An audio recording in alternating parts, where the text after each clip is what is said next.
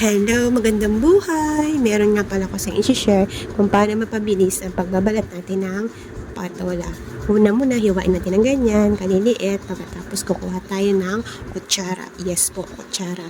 Ayan, gagawin natin sa kutsara ay ikot natin doon sa patola. Both side yan ha, sa kabila din. Para makuha natin yung laman ng patola.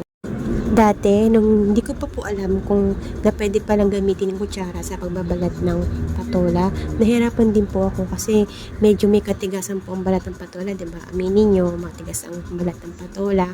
Pero nung nakita ko yan sa isang vlogger din at sinubukan ko, at yun nga, sumakses at napabilis yung aking pagbabalat ng patola. Kaya subukan nyo na rin po yan mga karyers at mapapadali ang buhay-buhay natin. Alam nyo ba? Yan, yung pagbabalat po na yan ay napaka-satisfying. Ayan po, ikot-ikutin nyo lang. Tapos itutulak nyo lang yan para lumabas po yung laman niya. O, diba? Tingnan nyo po. O, diba? Napaka-satisfying.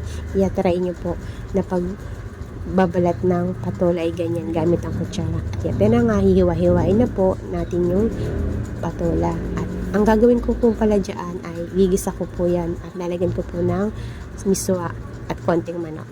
Yun lang. Follow for more. Salamat po sa panonood. Pa-share na rin. Thank you.